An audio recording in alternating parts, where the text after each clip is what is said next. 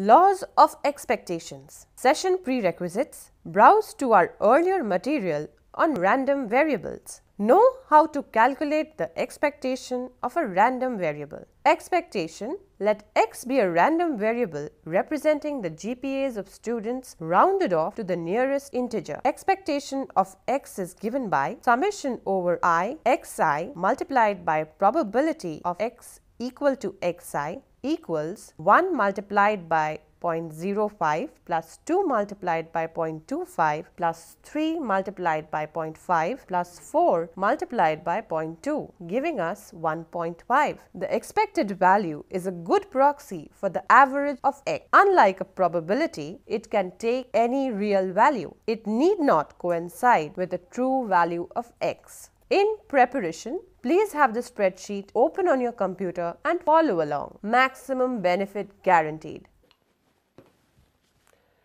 You know, Lisa, a friend of mine visits casinos whenever he goes abroad. There's this game that he likes called Lucky 15. Tell me about it. It's quite simple.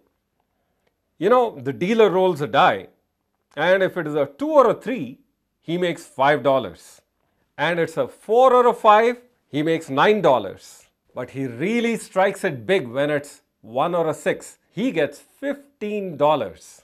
No wonder it's Lucky 15. I can play that game anytime. Oh, I forgot. There's a charge for each round. It's $10. No sweat. The only time I lose big is when it's a 2 or a 3. Even then, I'll be making $5. That's exactly how casinos get you, Lisa. You're probably talking about playing this game just once. My friends got the time and the money to play this game like 100 times over a day. Poor chap. He could go bankrupt. But then he's got you. At the end of the day, my friend might have some money left. But is it more than he started with? And that's the answer we all want to figure out, right? Welcome to Statistics for Business 1. I'm Shankar, your instructor, and this is my gambling assistant. He's kidding. I'm his gambling consultant.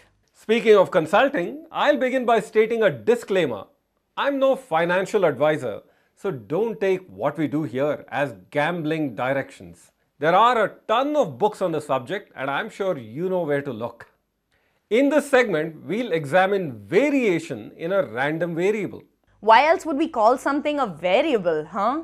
Yes, and we'll quantify this variation with a few measures, such as variance and standard deviation. Now, the mean and standard deviation of a random variable can reveal a whole lot. We talk about how the values of the variable are spread out. This is the famous Chebyshev theorem. What's the underlying distribution for a game like Lucky 15? Good question, Lisa. Every random variable has an underlying distribution. For this, we must first identify the variable. This is the tricky part. With Lucky 15, rather than look at the outcome of a die roll, we'll focus on the payoffs. Let's call those amounts A. If you have a discrete variable, it's always a good practice to draw up a table of values and probabilities. We'll do this on a spreadsheet. So here are the die rolls, and the payoffs are what we should be looking at. Now, it's always a good practice to list the random variable and the associated probabilities. In a table, A takes 3 values, 5, 9 and 15. We have a fair 6-sided die. So these payoffs are equally likely. The probabilities are 1/3 each. That's the underlying distribution? Easy peasy. This simplicity is what makes casino games so addictive. Now, with the help of this table, I'm going to build a probability distribution. It's nothing but a scatter plot, and this is my underlying distribution. I'll adjust the axis so that the tick marks happen for every single dollar. So I have a thirds as the probability for the returns of $5, $9 and $15. Did you get that? Let's use this spreadsheet to generate die rolls So we can try finding out what happens to my friend's ROI. Really? We can do that? This is our first example of simulation, which is an important technique in statistics. We'll use the rand between function and give it the arguments 1 through 6. This is one die roll for me. I'm going to simulate 100 die rolls, which means I'm going to stop at row number 101. I have generated 100 die rolls for the amount of time my friend spends at the casino. Let's look up the payoff table and figure out the value of our random variable A for every roll of the die. Hey, I'll use a VLOOKUP. And that is smart, Lisa. I'm going to do the same. I have VLOOKUP, whatever my die roll was, in this table. And this table is something that I have to keep constant. So I'll put in $1 at all the appropriate places. And it's the second column I'm interested in. I will say false. And for 4, I have a 9. Let's look at everything as it goes. What just happened was that when I looked up the second time around, the spreadsheet was reevaluated and all of the random numbers got changed. This is exactly what a spreadsheet does. Don't worry about it, the lookup would be perfect.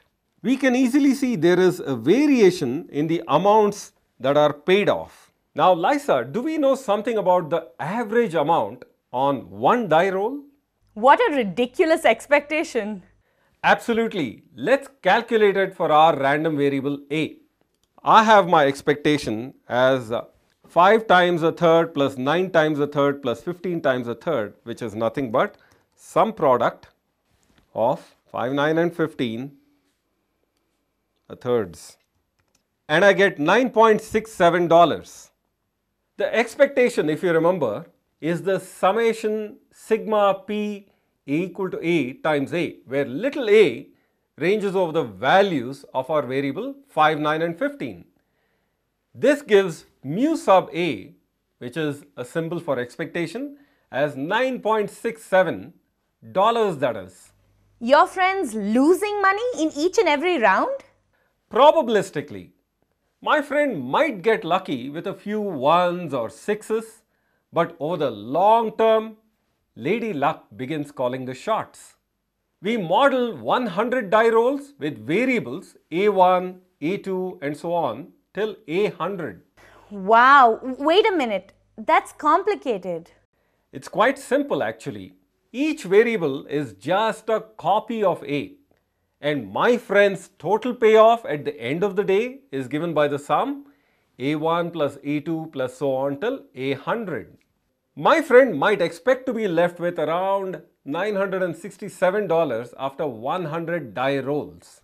How much lower than the mean can it dip? Or how much higher than the mean can it go? Let's stay positive, Lisa. This is why we study deviations around the mean.